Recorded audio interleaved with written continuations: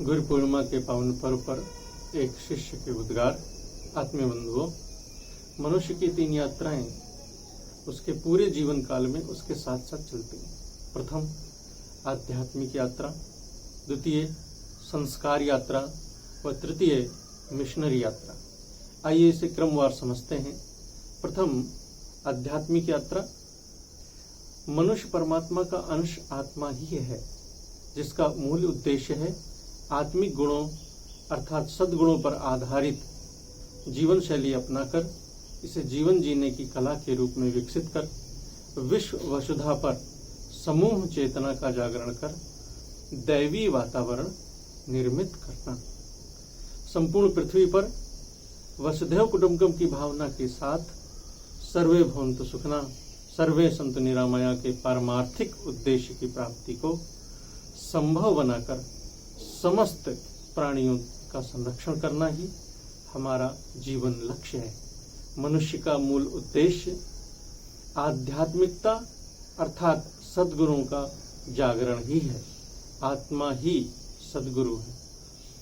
द्वितीय संस्कार यात्रा। मनुष्य की जीवन यात्रा सृष्टि के निर्माण के साथ साथ ही एक कोशीय जीव के रूप में संभवतः उससे भी पहले प्रारंभ हुई।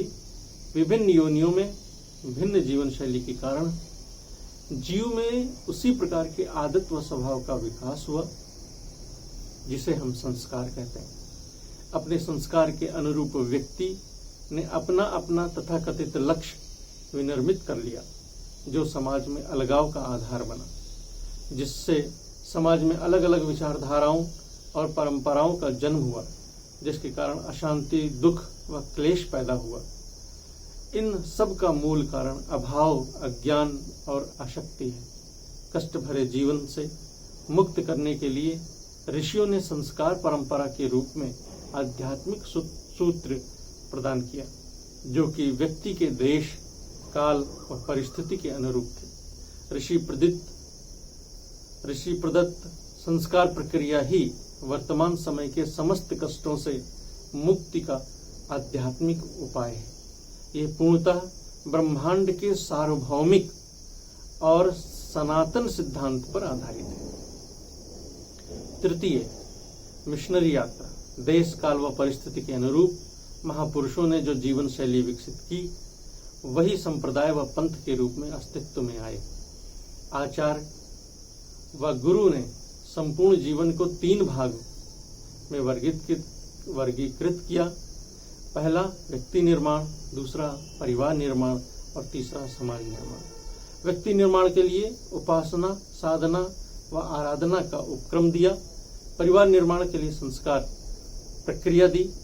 समाज निर्माण के लिए परंपरा का जागरण मूल उद्देश्य बनाया। वर्तमान में परम पूज्य गुरुदेव पंडित श्री राम शर्मा आचार्य जी ने मनुष्य की तीनों यात्राओं को वैज्ञानिक अध्यात्मवाद की शैली में युग निर्माण योजना के रूप में एक सारभूत योजना को मानवता को समर्पित किया। इन्हीं 3 यात्राओं के माध्यम से ही जीवात्मा आत्म प्रगति के क्रमिक विकास के अनंत पथ पर अग्रसर होते हुए पूर्णता हेतु प्रयास करती है। जीवात्मा को पूर्णता हेतु आवश्यक सत्प्रेरणा, मार्गदर्शन, संरक्षण एवं प्रशिक्षण प्रदान करने वाली समर्थ सत्ता को ही गुरु सत्ता कहते हैं।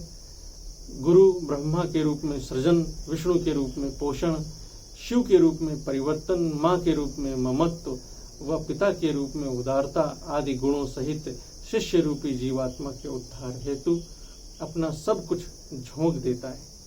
तब कहीं जाकर राम व कृष्ण जैसे अवतार, विवेकानंद व दयानंद जैसे सन्यासी व ध्रुव व प्रहलाद जैसे भक्त एवं समाज के उत्थान हेतु अनगिनत महापुरुष समाज को दे पाता है। यह पर्व गुरु के उन महान गुणों व समाजोत्थान हेतु उनके आत्मिक अनुदान को स्मरण करने व अपनी कृतज्ञता ज्ञापित करने का अवसर प्रदान करता है, जिसका प्रमुख उद्देश्य अपने अंतः के सद्गुरु का जागरण करना है। जो शिष्य इसमें सफल हो जाता है वही अपने गुरु से ऋण हो पाता है, अर्थात आज का ये जो दिन है, ये निश्चित रूप से हमें अपने गुरु के प्रति एक सच्ची श्रद्धांजलि इसी रूप में विकसित करनी चाहिए, इसी रूप में समर्पित करनी चाहिए कि हम अपने अंतः के सद्गुरु का जागरण कर सकें, अपनी आत्मा को सद्गुरु के रूप में विकसित कर सकें। गुरु पूर्णिमा की हार्दिक मंगल कामनाएं, शुभकामनाएं। इस समय कोरोना का संकट एक विश्वव्यापी संकट के रूप में हमारे बीच में बना हुआ है, इसलिए आप अपनों और अपनी सुरक्षा के लिए अपनी पूरी सावधानी भी बनाएं और उसके साथ साथ अपने आसपास ऐसे छोटे छोटे संगठन भी आपदा प्रबंधन वाहिनी के रूप में गठित करें, ताकि उस पूरे क्षेत्र को सुरक्षित और संरक्षित किया जा सके। आपका बहुत बहुत धन्यवाद, हार्दिक अभिनंदन।